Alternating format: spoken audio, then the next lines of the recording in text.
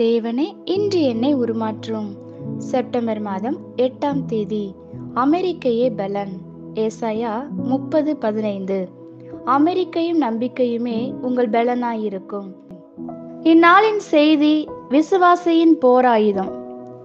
உயிர் வாழ்வதற்கும் எதிரியின் கரத்திலிருந்து விடுதலையை பெற்றுக் கொள்வதற்கும் இஸ்ரவேலர்கள் செய்ய வேண்டிய 4 காரியங்களை இன்றைய செய்தியில் பார்ப்போம். மனம் திரும்பி அமர்ந்திருந்து இளைப்பாரி நம்பிக்கையாய் இருக்க வேண்டும் என்று தேவன் விரும்புகிறார்.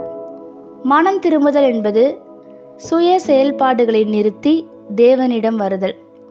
இனி ஒருபோதும் நம் பிடிவாதமான சுய சித்தத்தின்படி செல்ல போவதில்லை என தீர்மானம் செய்வதாகும். தேவ ஆவியானவரால் நம் சுய சித்தம் தோற்கடிக்கப்பட்டு இரக்கமின்றி வதைக்கப்படும் போது நாம் இந்த தேவ பலத்தை அனுபவிக்க முடியும். அமர்ந்திருத்தல், இயேசுவின் பாதத்தில் எல்லா பாரங்களையும் இறக்கி வைத்து அங்கு வாழ்தல்.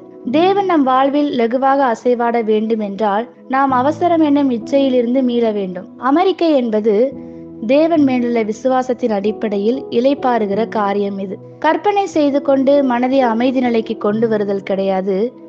ஆனால் தேவன் மேலும் அவருடைய குணாதிசயங்கள் மேலும் அவருடைய வாக்குத்தத்தங்கள் மேலும் கொண்டிருக்கிற விசுவாசமாகும். கர்த்தர் என்ன வாக்குத்தத்தம் கொடுத்தாரோ அதை செய்தே தீருவார் என்று விசுவாசிப்பதாகும். பரிசுத்த வேதாகமத்தில் தேவன் தாம் எப்படிப்பட்டவர் என்று சொல்லி இருக்கிறாரோ அப்படியாகவே இருக்கிறார் என்பதை நம்புவதாகும். இப்படிப்பட்ட அமெரிக்கையில்தான் வல்லமை இருக்கிறது.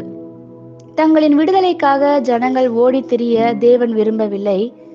அவர்கள் தன்னிடத்தில் திரும்பி தன் பிரசன்னத்தில் இளைப்பாரி வார்த்தையை நம்பி அமர்ந்திருக்க வேண்டும் என்றே விரும்புகிறார். இந்த அமைதி நிலையில்தானே இயற்கைக்கு அப்பாற்பட்ட அதிசயங்கள் உண்டாகும். நாம் கீழ்ப்படிதலோடு தேவனை சார்ந்து தாழ்மையோடு வாழ துவங்கும் போது பரிசுத்த ஆவியானவர் இந்த நம்பிக்கையை நமக்குள் உருவாக்குகின்றார். ஆமேன். இந்த வார்த்தைகளினால் நீங்கள் ஆசீர்வதிக்கப்பட்டீர்கள் என்று நாங்கள் நம்புகிறோம்.